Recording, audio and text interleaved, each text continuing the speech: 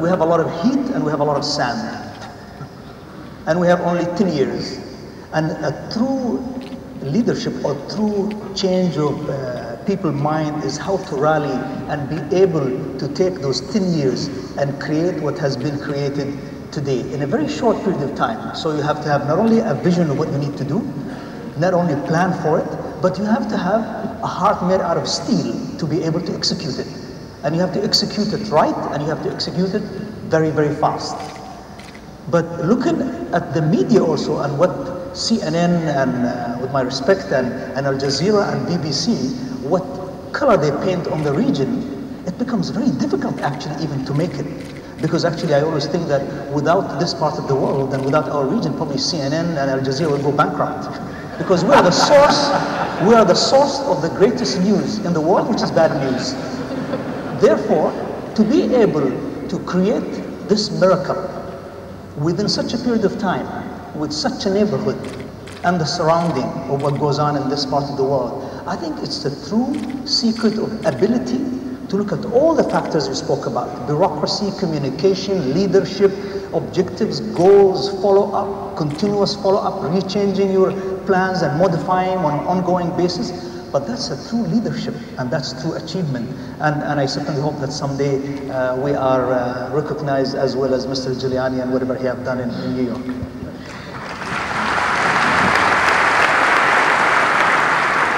Mr. Giuliani, what's more important? Is it skill or is it enthusiasm and the ability to inject enthusiasm into your staff? Both. And you can just see the enthusiasm that you had. No, seriously. Just see the enthusiasm that you had for Dubai. And enthusiasm is an enormously big part of it. Because if you don't have the skill, then the enthusiasm is frivolous. I mean, then it doesn't lead it. So you need both. When I said before that I always hired people and promoted people who were optimists, another way I could have said that was hired and promoted people who were enthusiasts, who had a sense of spirit, a sense of desire to accomplish something. That is particularly important if you have to change an institution. You know, before when I was speaking, and all of the questions and answers almost imply with an organization that isn't working that has to be changed. There you need a tremendous amount of enthusiasm, you need a tremendous amount of skill, both in equal proportions. If you just have the skill but not the enthusiasm, you're not going to be able to convey to everybody else what they're going to need to feel. If you have just the other, then you're not going to be able to follow through. If you just have the enthusiasm but not the skill, well, everyone will be all excited, but you won't be able to build a building or build a city. You can have just the enthusiasm, but surround yourself with skilled people, and then you'll have the whole power. I would totally agree. And I think I'll just classify it in another, I'll use another term. I think you have to be really passionate about what you want to do. How much passion do you have in running your organization? And how much of that passion can you really take down to your team? And how far you're going to put that and demand more all the time. I think one of the critical things that you've done and succeeded is that you demanded continuously more. And I think I agree with you. And it can't be just one or the other. What you were beginning to say was, well, suppose you have the enthusiasm and then you can get the people that have the skill.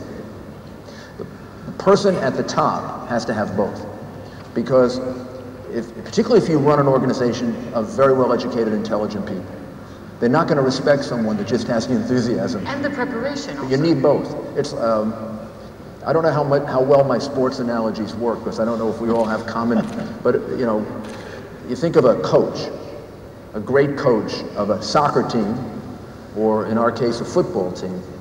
They have to both have great enthusiasm to get the players very passionate. At the same time, they have to have the skill to understand the game so they can teach it to someone. It's no different in building a building.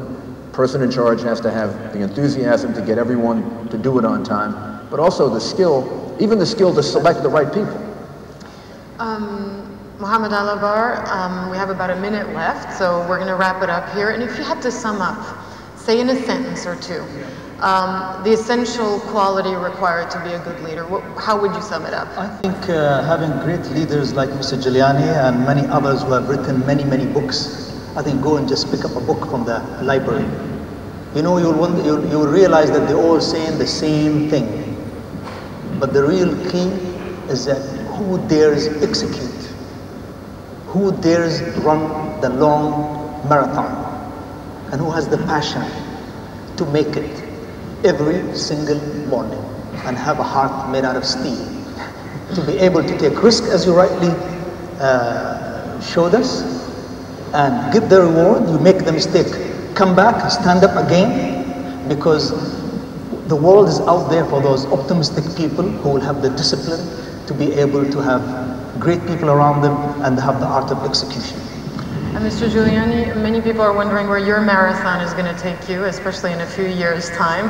Where do you see yourself going, and how has your leadership, how have your qualities as a leader, and how will they influence where you go next?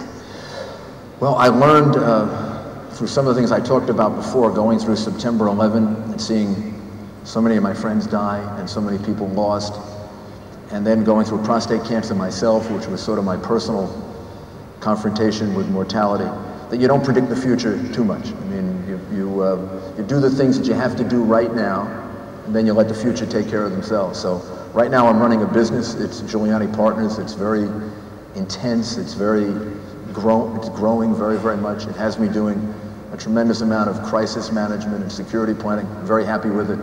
And it's giving me a chance to travel around the world, which is enormously important. Because I think maybe one of the things, since we have such a global economy now, our peoples don't understand each other as well as they should.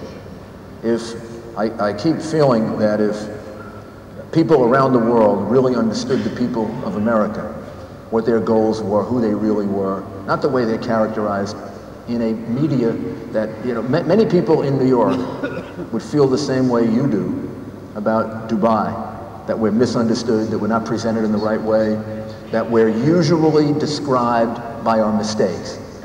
We're usually described in the most dramatic terms by the things we do wrong. We're usually typified by our worst people. They become the examples that you see on television, not just CNN. That's just the way the news works. If we have more communication, if our people get to know each other better, if we get a chance to do business together more, like you have, you have a sense of what America is really like. Beyond sometimes the way we're characterized incorrectly, sometimes the mistakes we make. The people of America need that same opportunity to see you, to see the perspective in which the Arab world, the Middle East, Dubai, everyone else exists. And I think part of leadership is making that all happen. What I do in the future, I don't know. I mean, we'll see. You don't know. I probably will go back to elective office at some time. Just one last word then. Before you end, I just tell my colleagues in the audience, ladies and gentlemen, I was really impressed about how young Mr. Giuliani looks when I met him in person. On that note, well, thank Rudy you. Giuliani, thank you very much. Mohamed Alabbar, also thank you very much. Thank you.